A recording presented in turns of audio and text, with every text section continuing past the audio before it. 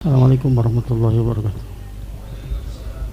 Alhamdulillah nahmaduhu wa nasta'inuhu wa nastaghfiruh wa na'udzu billahi min shururi anfusina wa min sayyiati a'malina. May yahdihillahu fala mudilla lahu wa may yudlil fala hadiyalah. Asyhadu an la ilaha illallah wahdahu la syarika lahu wa asyhadu anna Muhammadan abduhu wa rasuluh.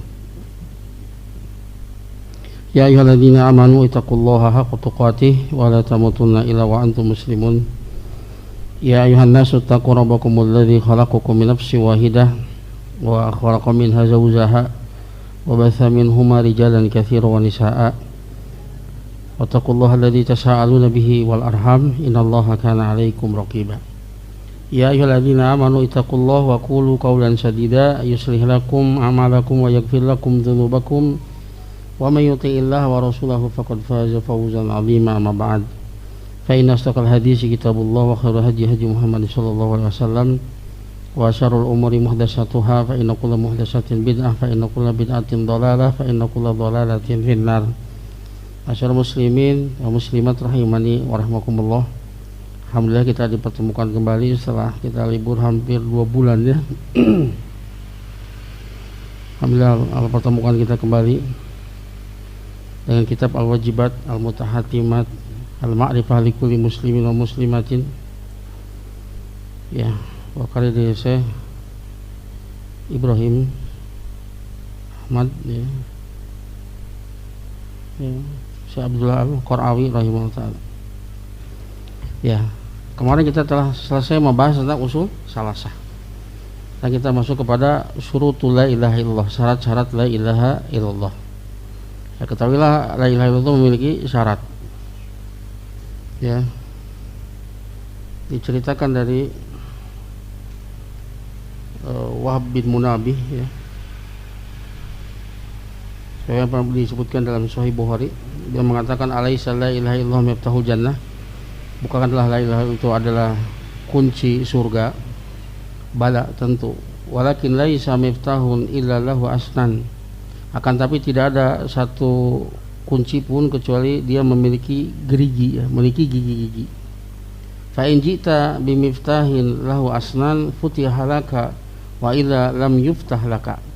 Jika engkau datang membawa kunci yang memiliki gerigi, maka akan dibukakan bagimu surga.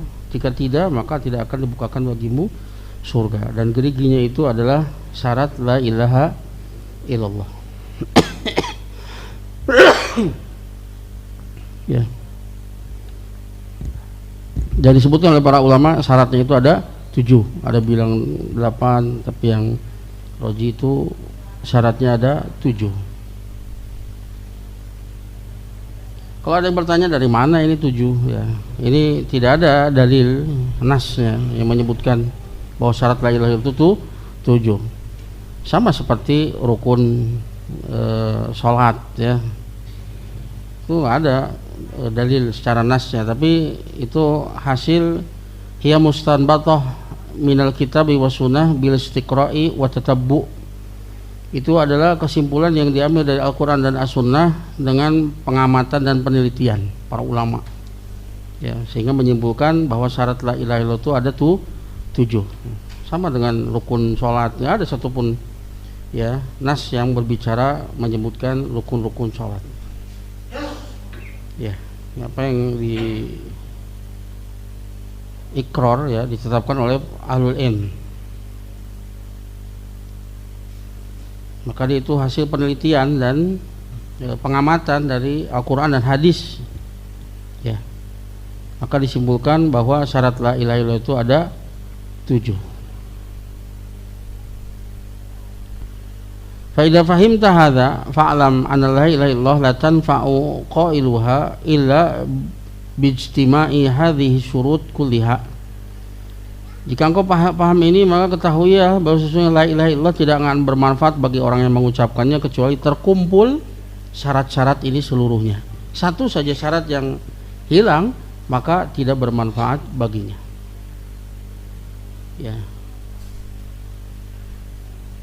Wal ilmi biha wal amal bimuqtadaha, mengetahuinya kemudian mengamalkan konsekuensinya zahiran wa batinan, baik secara zahir maupun batin. Wallahul muwafiq, Allah yang berikan taufik. Ya. Jadi kalau satu saja tidak ada pada syarat tersebut, maka hilanglah yang disyarati. Ya. Sebagian ulama ada yang mendefinisikan syarat mayal jamu min adamihi ala adamu walayal jamu min wujudihi al wujudu. Ya, ketiadaannya itu mengkonsekuensikan ketiadaan yang disyarati. Contoh misalkan syarat sholat apa? Toharoh. Ya, kalau tidak ada toharoh maka tidak ada sholat, ya sah sholatnya. Tapi tidak memastikan adanya syarat, ya akan adanya yang disyarati. Contoh orang wudhu tapi ente sholat, nggak mesti kemudian kita wudhu toharoh tapi kemudian harus sholat. Itu namanya syarat.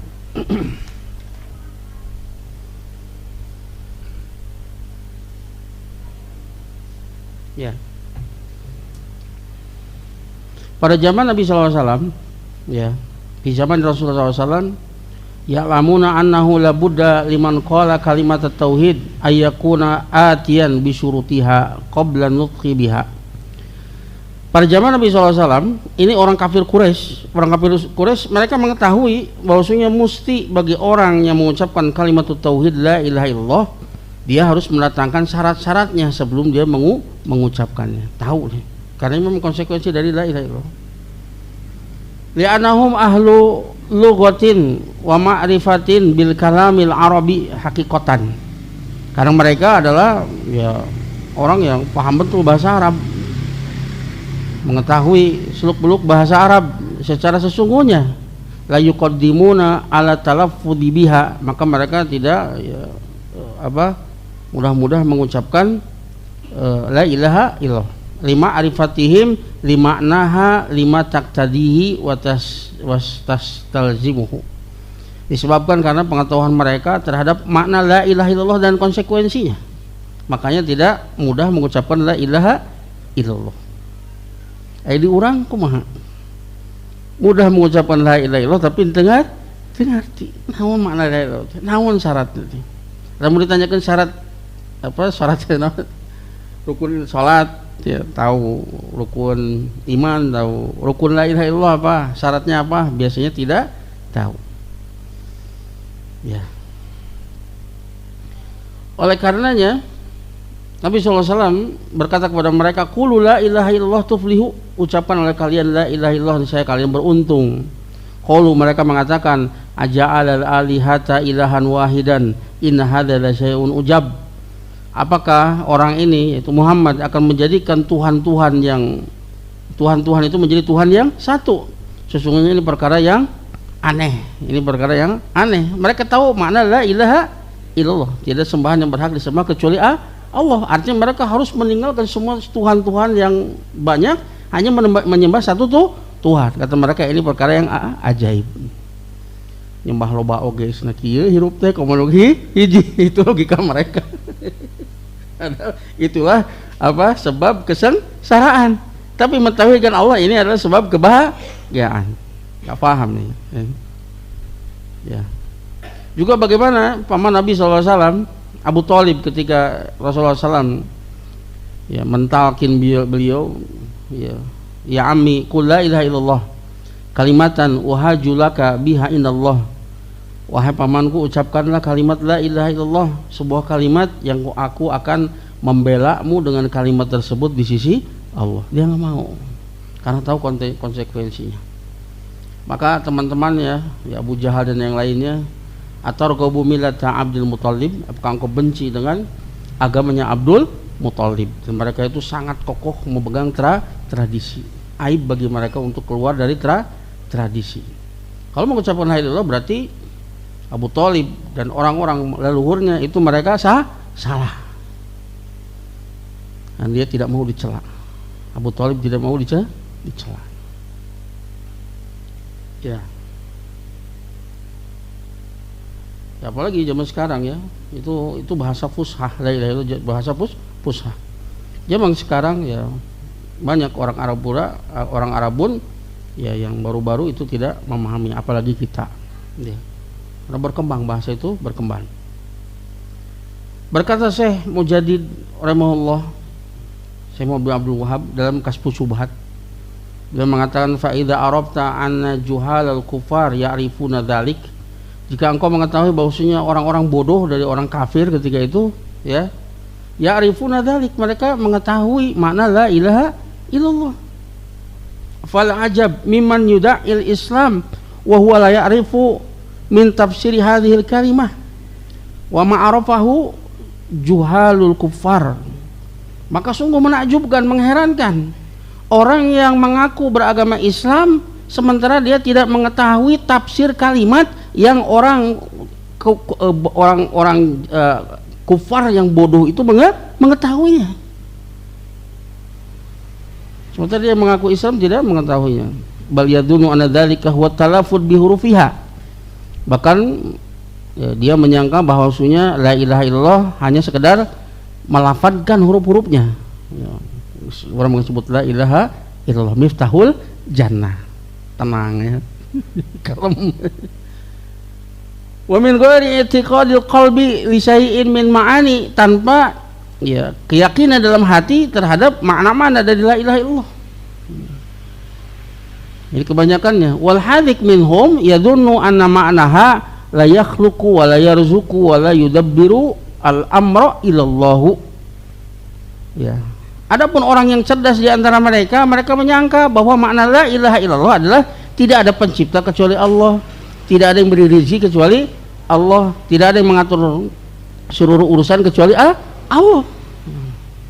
Kalau itu orang kafir Quraisy mengakui, tapi tidak memasukkan mereka ke dalam Islam, karena yang dimaksud bukan rububiyah, tapi yang dimaksud adalah uluhiyah. Fala khaira fi rajulin juhalul kufar a'lamu minhu bimakna la ilaha illallah. Maka tidak ada kebaikan bagi seorang laki-laki yang orang kafir yang bodoh itu lebih tahu darinya tentang makna la ilaha illallah. Ya. Nah, sekarang kita bahas apa itu makna la ilaha illallah.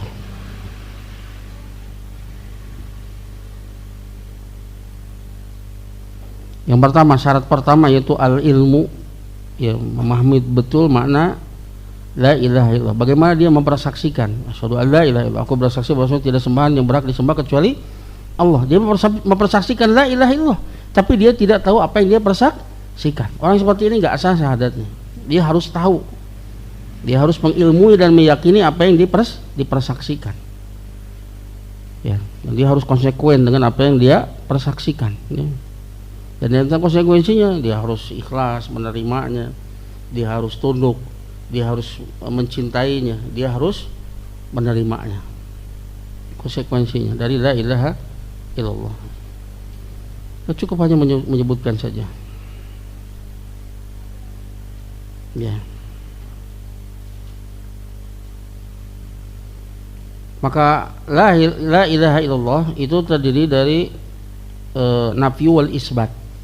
Nafyu artinya menafikan sesembahan selain Allah. Isbat menetapkan sesembahan hanya Allah semata. Nafyu yaitu pada kalimat la ilaha. La ilaha artinya tidak ada ilah. Lah di sana la nafiyah lil jinsi, menafikan seluruh sesembahan, seluruh jenis sesembahan. Maka sesembahan selain Allah itu kita nafikan, itu semuanya adalah sesembahan yang batil.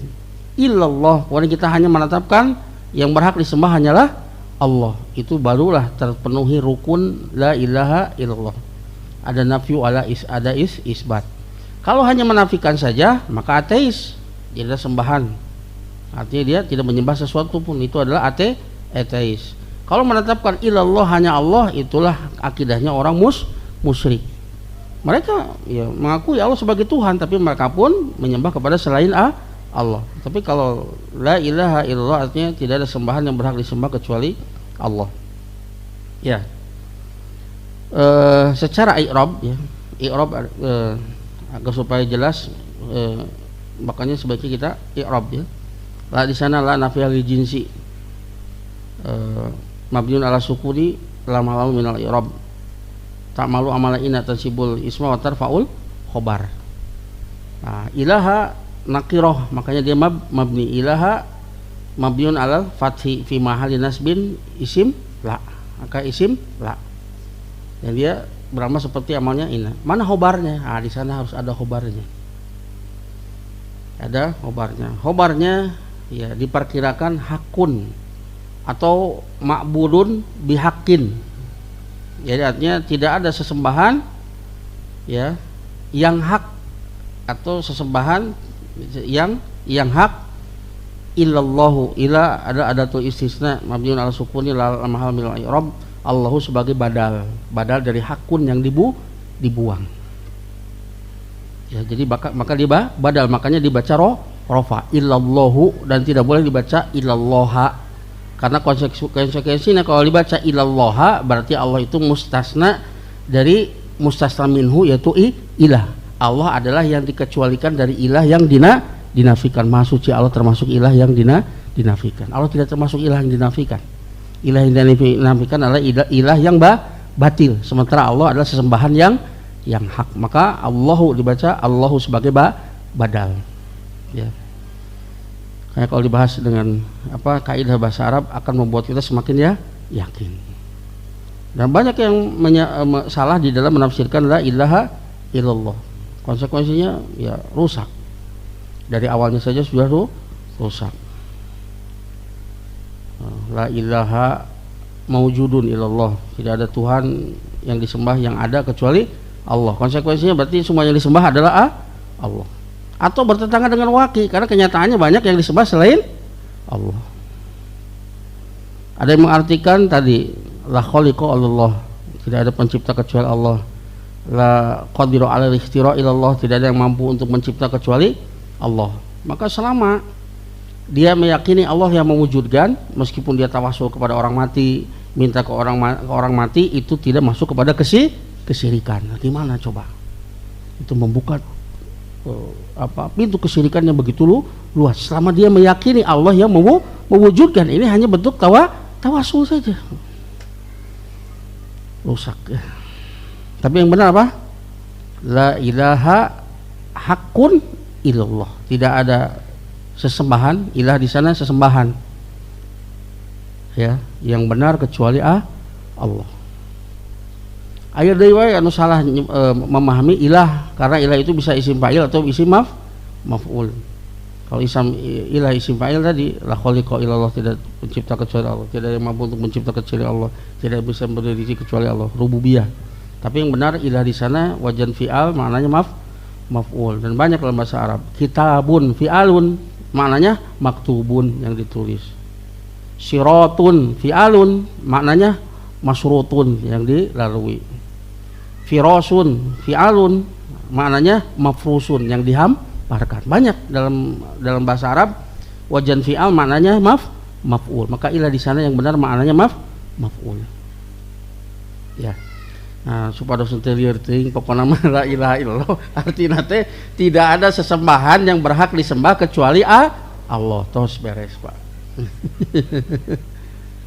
Tidak ada sembahan yang berhak disembah kecuali Allah. Artinya semua ibadah, aktivitas ibadah kita zahir dan batin, yang besar dan kecil, itu semuanya hanya ditujukan kepada Allah. Memalingkan satu jenis ibadah kepada selain Allah, masuknya kepada syirik. Ya, ini harus pertama diketahui. Ya, bagaimana seorang itu mempersaksikan la ilallah sementara dia tidak tahu makna dari la ilaha illallah. Ya.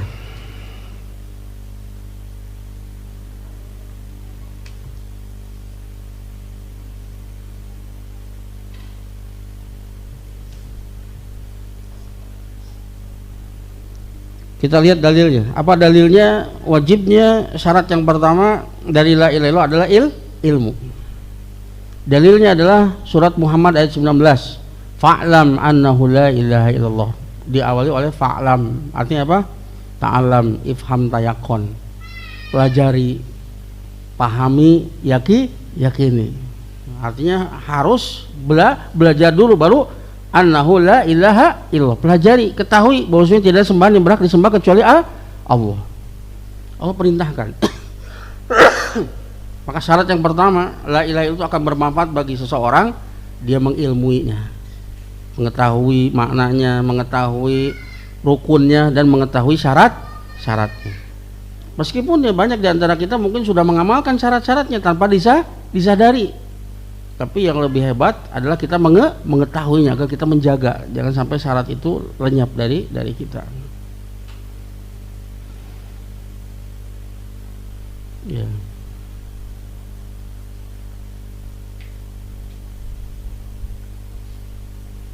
Ya, kemudian dan ilmu itu ini perkara yang luar biasa, makanya sampai Bukhari membuat sebuah bab khusus al ilmu qoblal qauli wal amal, ilmu sebelum berbicara dan beramal. Karena orang kalau tidak memiliki ilmu, sangat mungkin amalannya itu tidak diterima. Bagaimana dia akan meluruskan niat, sementara ilmu dialah yang meluruskan niat. Ilmu pula yang membuat amal tersebut menjadi sah mengikuti petunjuk Rasulullah Shallallahu Alaihi Wasallam. Ya. Makanya falayasihu di sini beliau mengatakan falayasihu qaulun wala amalun illa ba'dal ilm. Tidak sah ucapan dan perbuatan kecuali setelah ilmu. Wa huwa syartun muqaddamun alaihima. Karena ilmu adalah syarat yang didahulukan dari keduanya, dari berbicara dan beramal. Li'annahu musahihun liniyah al-musahihatu lil amal. Karena ilmu dialah yang membenarkan niat, yang mensahkan niat, dan ilmu pula yang membenarkan amal. Ya.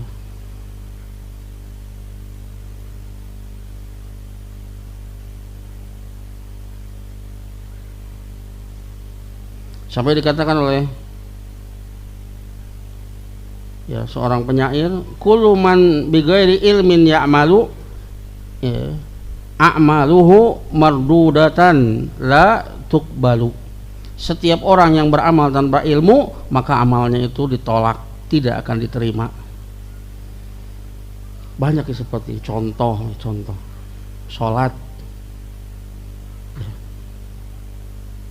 Sholat itu kita pahala sholat itu bergantung kepada kekhusyuan kita. Ibnu Abbas mengatakan, laisa laka min sholatika illa ma aqalta minha. Tidak ada bagianmu dari sholat kecuali apa yang engkau pahami dari sholat tersebut, apa yang kamu pikirkan, apa yang kamu sadari dari sholat tersebut. Contoh misalkan kita mengangkat tangan, jarang kemudian menghadirkan bahwa niat dia mengangkat tangan itu sesuai dalil dalam rangka itiba kepada Rasulullah Shallallahu Alaihi Wasallam. Caranya ada dua, ima hadwa mangkibaihi, sejajar dengan kedua pundak, atau sejajar dengan telinga. Kebanyakan ngelakukan naon otomatis sok. Jarang dia menghadirkan kalau dia itu mau melakukan apa yang dicontohkan Rasulullah SAW. Karena Rasulullah mengatakan shollu kama ra'aitumuni usolli, sholatlah kalian sebagaimana kalian melihat aku sholat. Lalu baru otomatis, gak ada hadir di sana. Apa yang dia pikirkan dari sholatnya? Harusnya dia niatkan. Makanya boleh untuk berganti-ganti, kadang setinggi bahu, kadang setinggi telinga. Semakin dia mengetahui fikih sholat, semakin banyak pahala yang bisa dia dapatkan. Jangan sampai ada gerakan yang otomatis, sesuatu yang memang kita sadari, sesuatu yang betul-betul kita sengaja. Rakaat ini mah sepundak, rakaat berikutnya setelinga. Itu beda dengan orang yang hanya otomatis. Innamal amalu biniat walikul imri'in ma nawa. Setiap amal bergantung kepada niat. Setiap orang mendapatkan apa yang dia niatkan. Maka dia akan betul-betul khusyuk. Setiap gerakannya itu berdalil. Bagaimana cara sujud, bagaimana cara ruku, dan seterusnya. Maka ini penting sekali, al ilmu qoblal qauli wal amal. Ya. Contoh misalkan pas ruku maca subhana rabbiyal a'la, kumaha coba? Rek batalkeun we. Kan orang itu perlu ilmu kan? Kumaha posisinya lamun orang jadi imam, kumaha posisinya lamun orang jadi makmum, kumaha lamun orang mengikuti imam secara penuh dari awal sampai full, atau kita menjadi masbuk. Itu memiliki konsekuensi yang berbeda. Menurut ulama yang mewajibkan bahwa ucapan ruku itu adalah wajib, maka dia telah membaca sesuatu yang tidak pada tempatnya, maka dia wajib sujud sahwi, pami nyalira atau imam. Lalu bagaimana ketika kita bermakmum secara full dari awal sampai akhir, maka tidak disyariatkan untuk sujud sahwi. Tapi kalau kita masbuk dan kita salah, maka setelah selesai kita sujud sahwi. Nah, itu semua ada ilmunya. Ya. Mana yang kalau ditinggalkan itu mengkonsekuensikan sujud sahwi, mana yang kalau ditinggalkan maka itu batal. Itu kita perlu belajar. Lu kumaha tuh orang sholat yang seberapa puluh tahun, kira-kira benar itu sesuai aja. Nyawa dalil ente. Maka terus belajar. Abdi aja terus belajar, terus belajar gitu. Ya. Mengetahui apa hikmah dibalik gerakan sholat, apa tafsir dari ucapan yang kita baca. Semakin kita mengetahui hikmah dari perbuatan kita, tafsir yang detail tentang bacaan sholat kita, tentang Al-Quran yang kita baca, maka semakin khusyuk. Sibuk kita tuh, ya. Ya, itu perlunya ilmu. Kemudian dari sunnah, ya, dalam sahih, ya, maksudnya di sini sahih Muslim, hadis riwayat Muslim. Ya, dari Utsman radhiyallahu anhu, dia berkata, qala Rasulullah SAW bersabda, man mata wa huwa ya'lamu annahu la ilaha illallah dakhalal jannah. Barang siapa yang mati dalam keadaan dia mengilmui la ilaha illallah, masuk surga. Ini saya masuk surga. Ini dalil bahwa mengilmui la ilaha illallah adalah syarat la ilaha illallah.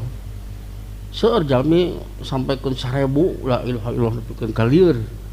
Tapi teh nyaho ketika ditanya apa la ilaha illallah maknanya apa? Rukunnya apa? Syaratnya apa? Enggak tahu. Lebar. Ngaji nate lain 2 tahun puluhan tahun, tapi teu nyaho, maka itu tidak akan bermanfaat. Sayang, kasihan. Ditujukeun teh kana dagang we, dagang cing payu gitu. Iming-iming teh. Haula wala quwata illa billah. La itu jauh lebih agung dari semua itu kalau dia paham. Kalimat tauhid. Ya, yang agama itu tegak ya, di atasnya. Ya, ini ya dalilnya. Barang siapa yang mati sementara dia mengetahui bahwasanya tidak ada ilah sesembahan yang berhak disembah kecuali Allah, dakhalal jannah. Ya, Allah janjikan niscaya dia akan masuk surga. Syaratnya apa? Mengilmui la ilaha illallah.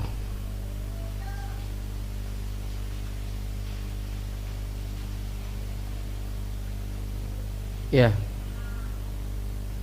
Ya. Kemudian yang kedua, syaratnya adalah yakin. Ya, nggak cukup hanya mengilmuinya, tapi wajib ya yakin.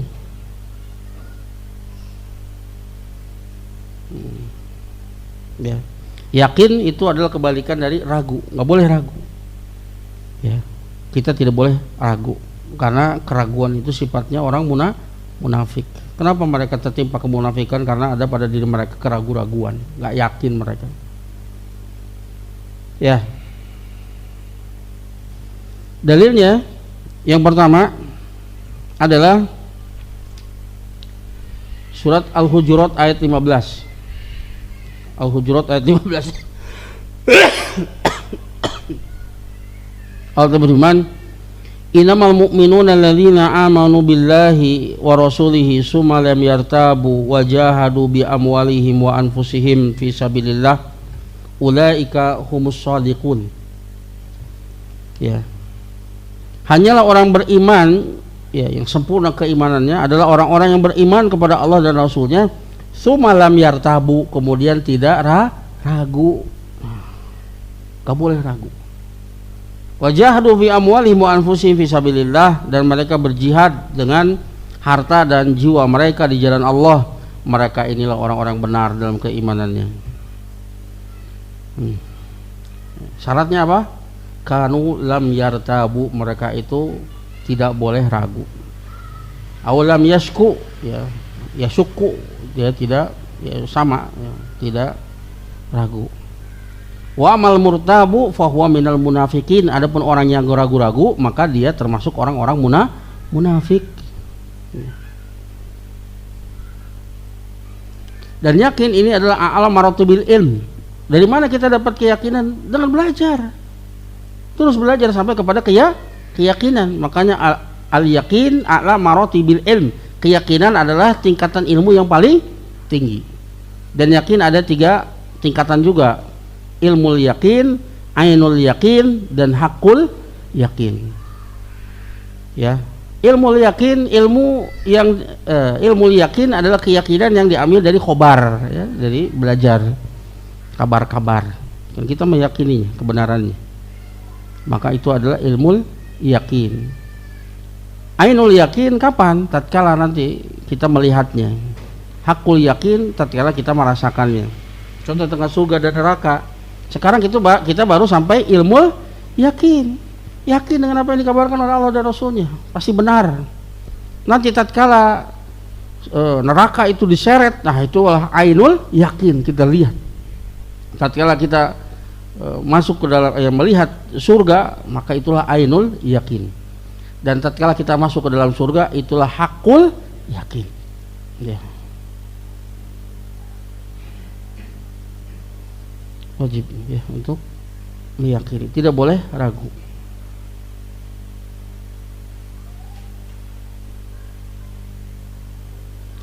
Adapun dalil dari sunnah, hadis yang sabit di dalam sahih, maksudnya sahih Muslim di sini, dari Abu Hurairah radhiyallahu anhu, dia berkata, qala Rasulullah SAW bersabda, asyhadu an la ilaha illallah wa ani rasulullah, la yalqallaha bihi ma'abdun ghairu syakin fihima illa dakhalal jannah.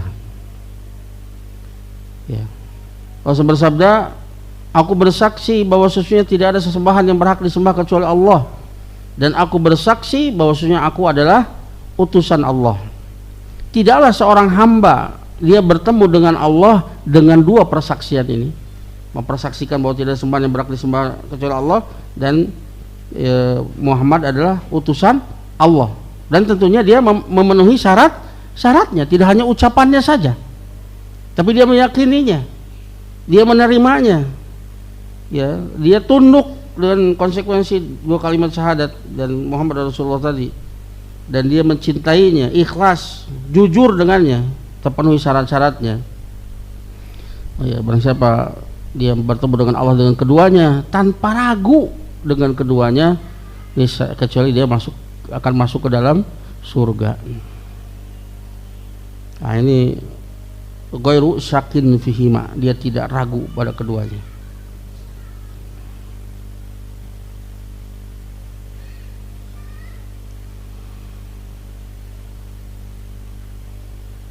Maka disyaratkan pada 2 syahadat ini, ya, yang mengkonsekuensikan masuk ke dalam surga, yaitu tidak adanya keraguan. Yang keraguan itu menafikan keyakinan, karena keraguan adalah kekufuran. Kita akan bahas jenis-jenis kekufuran, di antara kufur syak, keraguan. Dan keraguan inilah, keraguan inilah yang kemudian menjadikan manusia berpaling dari agama Allah, tidak mau belajar, i'rab, akhirnya kafir. Itu termasuk kufur akbar, ya. I'rad, ya, nggak peduli lagi dengan agamanya. Awalnya gara-gara apa? Ragu.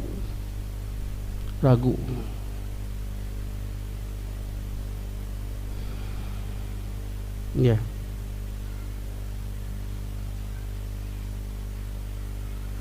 Kemudian ya, dari sunnah juga itu hadis yang diterima dari Abu Hurairah radhiyallahu anhu, ya, hadis yang panjang.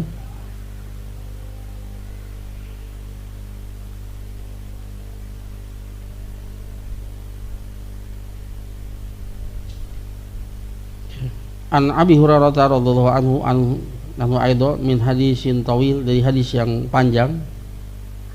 Rasul bersabda, man laqaita min wara'i hadzal ha'id yashhadu an la ilaha illallah mustaiqinan biha qalbuhu fabasyirhu bil jannah. Siapapun yang engkau temui di belakang tembok ini dan dia mempersaksikan bahwa sesungguhnya tidak ada sembahan yang berhak disembah kecuali Allah, mustaiqinin biha qalbuhu, dalam keadaan hatinya itu ya yakin dengan kalimat ini, fabasyiruhu bil jannah, beri kabar gembira kepada dia dengan surga. Ini dalil ya dari disyaratkannya yakin di dalam la ilaha illallah.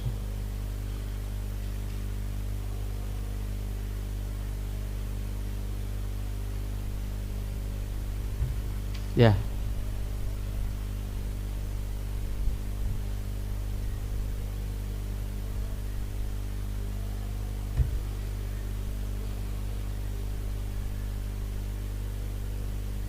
Itu yakin.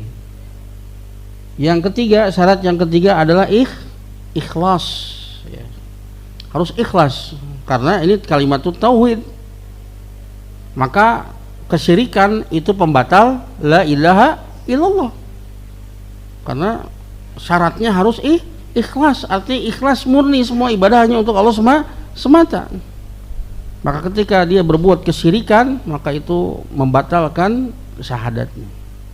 Tidak terpenuhi syarat la ilaha illallah. Ya, Allah Ta'ala firman dalam surat Az-Zumar ayat yang ketiga, ala lillahi dinul khalis, ketahuilah hanya milik Allah agama yang murni ya, ketaatan yang murni. Juga dalam surat Al-Bayyinah ayat yang kelima Allah firman, wa ma umiru illa liya'budullaha mukhlishina lahud-din hunafa. Ya, tidaklah mereka diperintahkan kecuali agar supaya mereka beribadah kepada Allah Ta'ala mukhlishina lahud-din, dengan mengikhlaskan seluruh ketaatan hanya untuk Allah Ta'ala.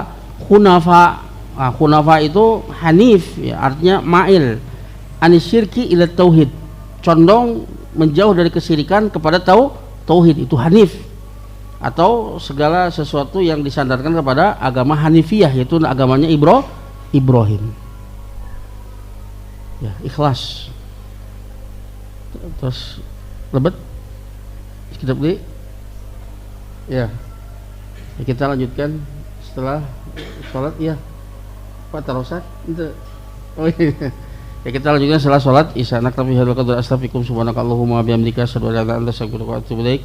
Assalamualaikum warahmatullahi wabarakatuh. Assalamualaikum warahmatullahi wabarakatuh. Alhamdulillah wassalatu wassalamu ala Rasulillah wa ala alihi washabihi wa man tabi'ahum bi ihsanin ila yaumil ba'd. Ya, kita masih pada syarat la ilaha illallah. Syarat yang ketiga adalah ikhlas ya. Jadi tadi surat Az-Zumar ayat yang ketiga, surat Al-Bayyinah ayat yang kelima. Kemudian dari sunnah, yaitu hadis yang sabit, yang valid dalam As-Sahih, maksudnya Sahih Bukhari, dari Abu Hurairah radhiyallahu anhu. Nabi sallallahu bersabda, as'adun nasi bi syafaati man qala la ilaha illallah khalisan min qalbihi aw nafsihi. Manusia yang paling bahagia dengan syafaatku nanti pada hari kiamat adalah orang yang mengucapkan la ilaha illallah yang ikhlas dari hatinya atau dari jiwanya ya, disyaratkan ikhlas ya. Dan hanya orang yang muwahhid saja yang mendapatkan syafaat ya, karena Allah ridho dengan tauhid dan Allah tidak ridho dengan kesyirikan. Maka ahlu syirik mereka tidak akan mendapatkan syafaat. Maka syafaat itu ada dua, syafaat musbatah hiya li ahli tauhid alladzina matu alaihi, ya untuk ahlu tauhid yang mati di atas tauhid. Yang kedua syafaatun manfiyah hiya syafaatul musyrikin alladzina matu alaihi, syafaat yang dinafikan yaitu syafaatnya bagi orang-orang musyrik yang mereka mati di atas kesyirikan ya. Maka syaratnya dia harus terhindar dari kesyirikan, terutama syirik akbar ya, mukhrij anil millah, dan dia pun berusaha untuk menghindar dari syirik asghar. Ini syarat yang ketiga adalah ikhlas, al-munafi lisyirki, yang menafikan kesyirikan ya. Kita harus belajar tentang jenis-jenis kesyirikan agar supaya kita betul-betul mengikhlaskan ibadah untuk Allah Ta'ala dan terhindar dari kesyirikan. Bagaimana seorang akan terhindar dari kesyirikan, dia sendiri tidak paham dengan apa itu sih syirik, jenis-jenisnya seperti apa. Orang tidak mengenal kesyirikan, dia tidak akan selamat dari kesyirikan. Dia dianggapnya dia muwahhid, padahal sebetulnya dia banyak melakukan kesyirikan. Wa'idzubillah. Maka wajib bagi kita untuk terus belajar, terutama kesyirikan. Gak ada bahaya yang lebih dahsyat melebihi kesyirikan. Ya.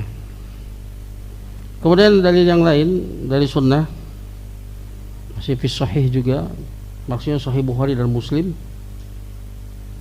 An Itban bin Malik radhiyallahu anhu an Nabi sallallahu alaihi wasallam, dari Itban bin Malik radhiyallahu anhu dari Nabi sallallahu alaihi wasallam.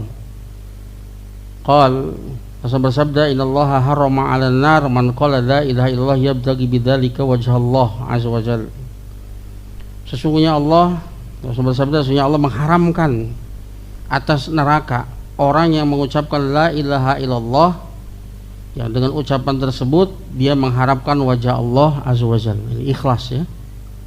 Maka Allah haramkan dari neraka. Kalau Allah haramkan dari neraka, artinya Allah akan masukkan surga. Maka wajib ya untuk mengikhlaskan kalimat tersebut. Ya, ada juga orang-orang yang dia mengucapkan la ilaha illallah asyhadu an la ilaha illallah wa asyhadu anna muhammadar rasulullah hanya untuk menikahi seorang perempuan mukminah. Nah, dia orang kafir, kemudian dia pura-pura masuk Islam hanya untuk bisa kawin dengan seorang mukminah. Nah, enggak ikhlas dia. Enggak bermanfaat ucapan la ilaha illallah. Ya.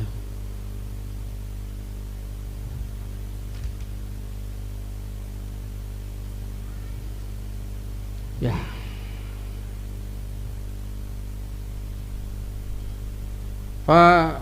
Fasyaratu lidzalik fastarata bidzalik, maka Allah Ta'ala mensyaratkan dengan hal tersebut al-ikhlas alladzi huwa mahabbatullah wa iradatu wajhihi, itu mencintai Allah dan mengharapkan wajahnya. Kalau mengharapkan wajahnya ya betul-betul mengharapkan untuk bisa bertemu dengan Allah Ta'ala, melihat dalam keadaan bahagia ya.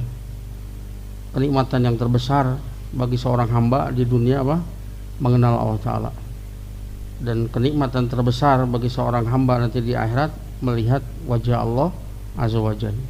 Itu ya. Ya.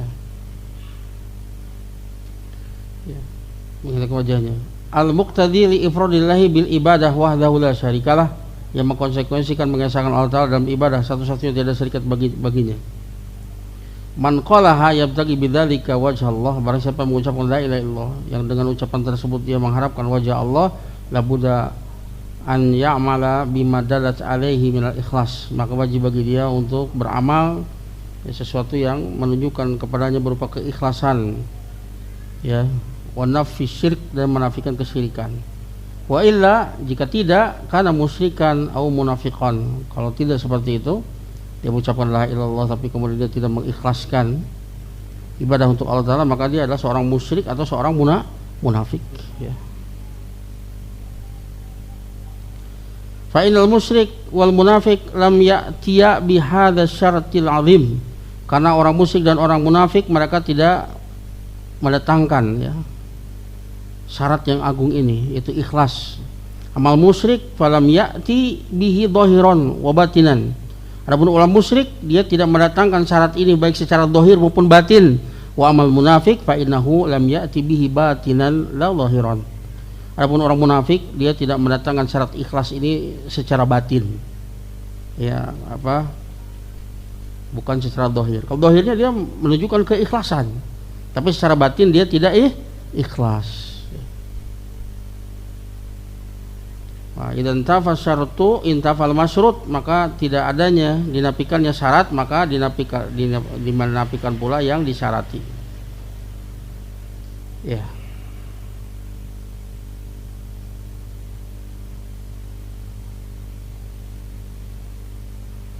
Kemudian dalil yang lain dari Nasa'i tentang amalan sehari semalam, dari hadis tentang dua orang sahabat ya. dari Nabi SAW. Dapat ini dapat An-Nasa'i, ya.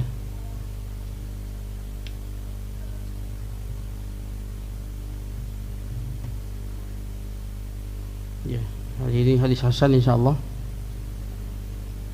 Rasul bersabda, "Man qala la ilaha illallah wahdahu la syarikalah, lahul mulku wa lahul hamdu wa huwa ala kulli syai'in qadir, mukhlishan biha qalbuhu, yasduqu biha lisanuhu, illa fataqallahu laha sama'a fatqan hatta yanzura ila qailiha min ahlil ad wa huqqalil abdi nadrullahi ilaihi ay yu'tiyahu su'alahu."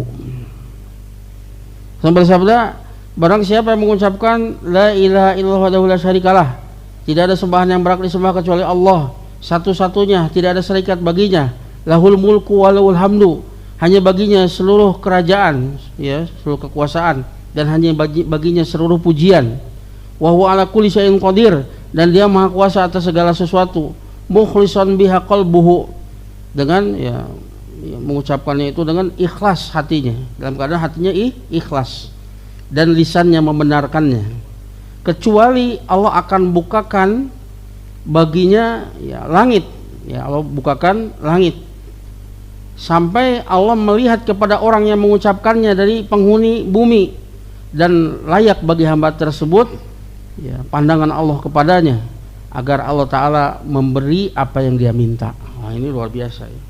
Keutamaan dari zikir la ilaha illallah wahdahu la syarikalah, lahul mulku wa lahul hamdu wa huwa ala kulli syai'in qadir. Ya.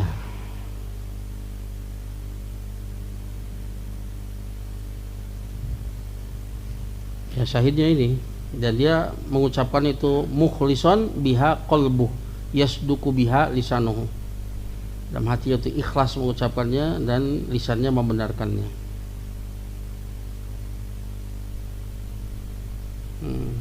Ya.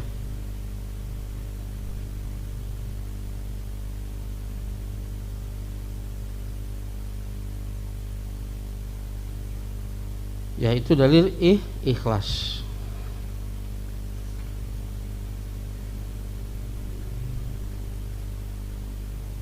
Masih lanjut ya, tapi jika mau seni ya teh. Sesening. Duwi ka dieu manawi aya patarosan. Pada setunuh teuing. Manawi aya patarosan mangga. Ya. Mangga. Aya patarosan. Oke atuh balakan. Ya. Assalamualaikum Pak Ustaz. Perkawis sujud sahwi tadi Pak Ustaz, abdi sok sering syaratnya lira, kadang nya sok asa tas tilu asa tas opat gitu teh. Perkawis sujud sahwi teh Pak Ustaz, abdi teu acan terang aya doa khusus. Aya sujud biasa subhanarabbiyal a'la. Oh. Salik biasa ngawas robi ciri atau tege terus sujud deui subhanarabbiyal a'la, terus salam terus gampil. Oh, teu aya doa seperti bener saran sujud tilawah. Sujud sahwi mah gampil. Ya, tur nuhun. Atur nuhun. Ustaz. Jazakallah. Jazakallah khair, masyaallah. Ya. Aya buku sae Kang tafsir salat Ustaz Amin Nurbait. Saya pisan di awas coba dijelaskan fikihnya secara singkat, terus kumaha hikmah-hikmah dari gerakan sholat, terus tafsir dari bacaan sholat. Jadi orang teh betul-betul fokus pas gerakan ieu teh naon kudu hadir teh ketika ruku, naon hadir ketika i'tidal, apa makna dari sedekap. Nah itu dibahas. Kemudian bacaan-bacaan yang dibaca di sana, makna-maknanya supaya orang teh betul-betul mentadaburi, menghayati sholat, terutama waktu malam ya, itu nikmat pisan. Ayo bukuna tafsir sholat, sudah saya abdi geus nyanak faidah jadinya. Diajar orang mah terus diajar terus. Jadi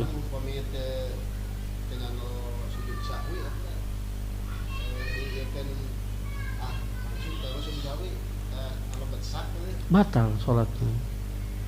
Jadi meninggalkan kewajiban, batal. Nah eta teh setan itu memberikan was-was ya. Dia akan datang mengingatkan kita, ingat itu, ingat ini.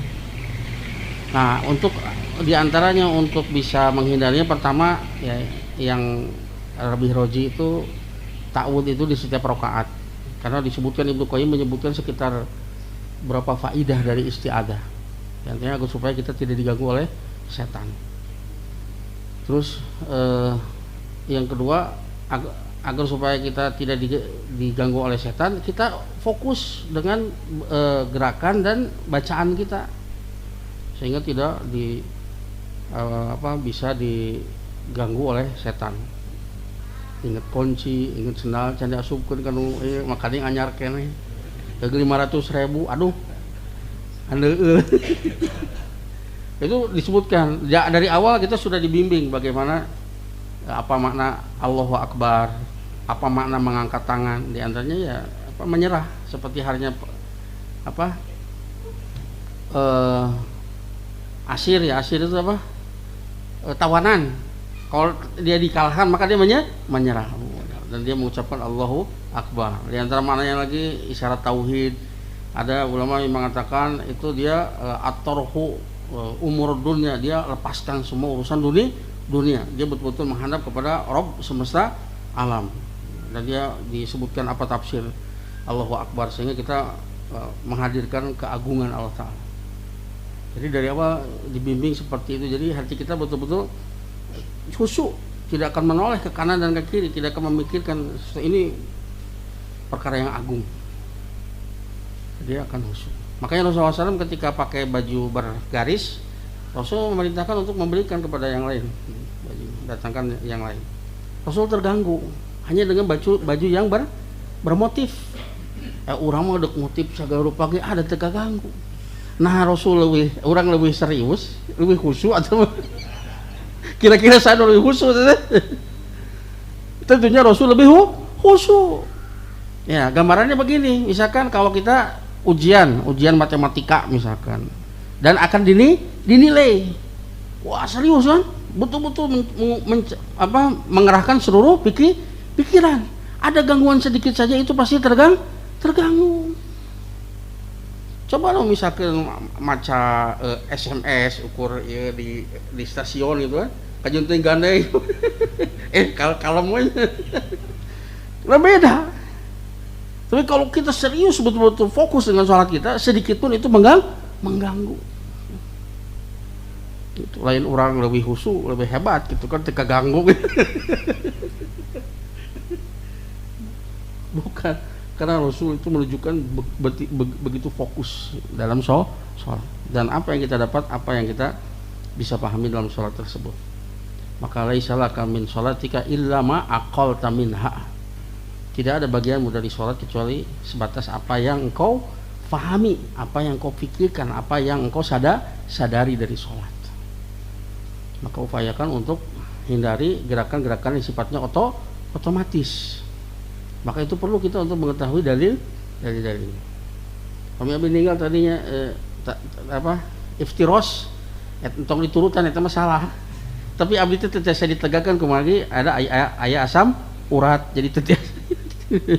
Tong diturutan itu udur itu mah udur abdi tetiasa kieu magi jempolna tetiasa nekuk tetiasa katakan nyeri. Yang betul mah bentuk iftiros ya ketika tasyahud awal dan tawaruk ketika tasyahud akhir. Atau boleh iftiros di dua-duanya sebagaimana pendapat Hambali boleh. Tapi semua sifat duduk hukumnya sunnah. Maka duduk dalam bentuk apapun hukumnya sah. Ya. Tukangnya. Alhamdulillah. Mohon. Kamari abdi kan wih lebaran teh ieu cilaka ieu da tuhur. Mohon. Biasa ieu itu asa kebiasaan asa sholatnya balik calik wae sih teh pas ieu teh darurat intinya rada rusuh ya asa ka nutan menuju ieu tuh rada menuju teh ieu teh damang iya kadang-kadang abi teh sholat balik calik da eta rasakeun kamari aya tilu pingon mah biasa ieu dah mohon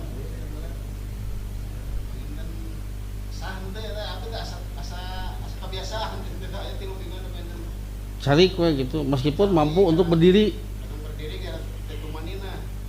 nyeri mah teh sawios calik we teh sawios kecuali misalkan akang teh berdiri tapi kemudian akang duduk maka tidak sah karena berdiri itu merupakan rukun dalam sholat wajib tapi kalau sholat sunnah itu tidak mengapa sambil duduk jadi rukun itu ketika sholat wajib waqumu lillahi qanitin dan berdirilah kalian karena Allah dalam keadaan taat jadi wajib untuk berdiri soliko iman fa ilam tasasi faqaidan fa ilam tasasi fafijan janbin jadi dalam sholat wajib berdiri adalah rukun kalau mampu tapi kalau sholat sunnah boleh sambil duduk boleh ya tukang ya alhamdulillah kita terus belajar menyempurnakan untuk supaya menjadi hamba yang sesungguhnya karena kita sadar ya dosa kita terlalu banyak amalan kita sedikit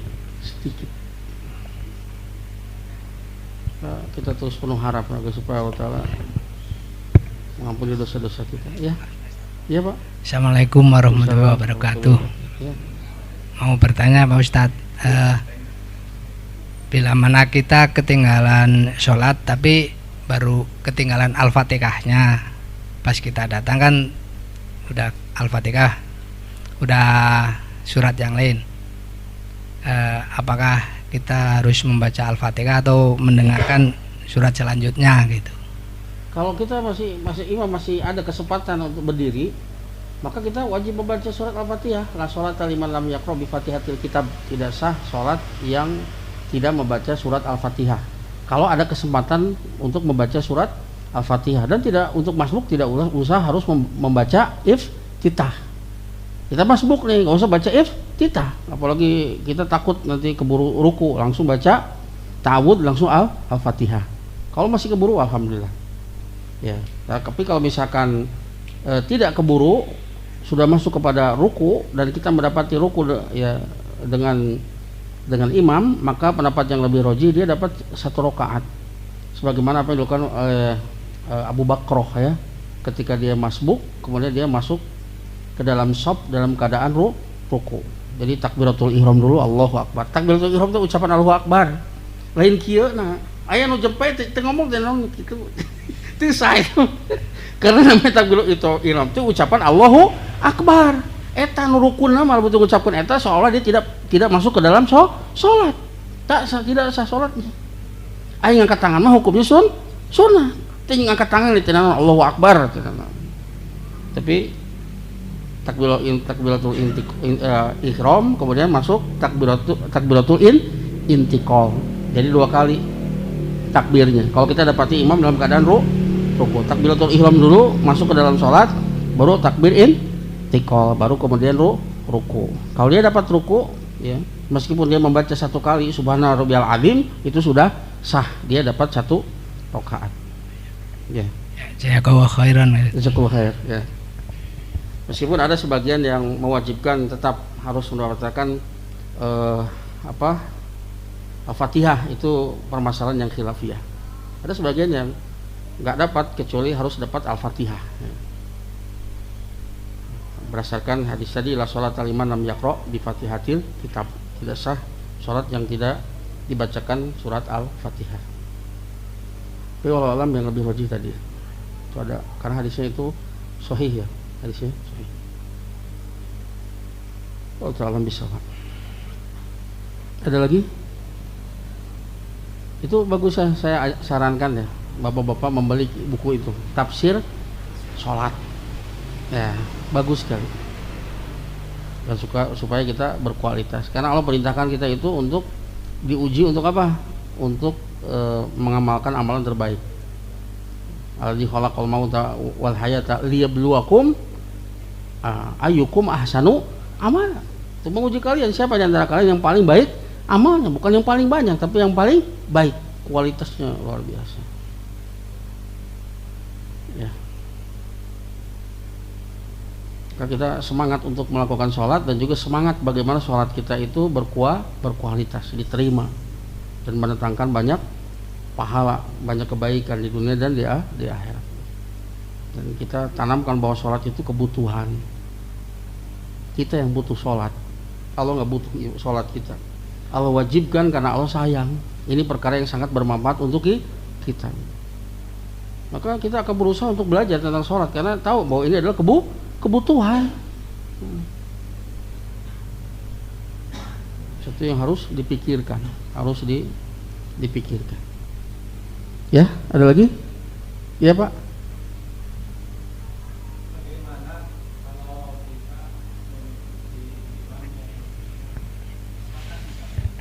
Imam ikut saja. Ya, itu hilaf yang muktabar di kalangan para ulama. Dan Imam Ahmad itu pernah menjadi imam dan beliau berkunut ya di markasnya Imam Syafi'i ketika Imam Syafi'i meninggal. Itu ya dari sisi jangan sampai kita apalagi ketika menjadi makmum ya, kita diperintahkan untuk mengikuti imam. Ju'ilal imam li yu'tama bihi. Imam itu dijadikan untuk diikuti. Adapun misalkan itu bid'ah, itu dosanya buat dia. Tapi kewajiban kita untuk mengikuti dan jangan sampai kita menyelisih secara dohir. Nah, ini akan menimbulkan permusuhannya di kalangan manusia. Jadi boleh memilih Pak, boleh ikut, boleh tidak. Boleh ikut, boleh tidak. Ya, masalah kunut ya. Allah Ta'ala alam ya. Dan itu ya jelas ya. Kalau kita ngambil pendapat Imam Ahmad itu adalah bukan sunnah. Kita yakini itu bukan sunnah. Tapi di sana ada maslahat, ada mudorot yang harus diperhatikan. Ya, itu Pak ya. Ya. Ada lagi? Maka boleh memilih, boleh ikut atau tidak, nggak apa-apa. Diam saja. Ya. Iya, di situ makanya. Padahal kita diperintahkan untuk mengikuti imam dan ya dosanya untuk imam. Kalau kita yang mengikuti tadi, maka ya sebagian ulama membolehkan dari sisi itu, karena kita diperintahkan untuk mengikuti imam. Dan juga di sana ada maslahat ya, agar tidak menimbulkan perpecahan di kalangan ya, kaum muslimin. Itu ya. Ya. Ada lagi?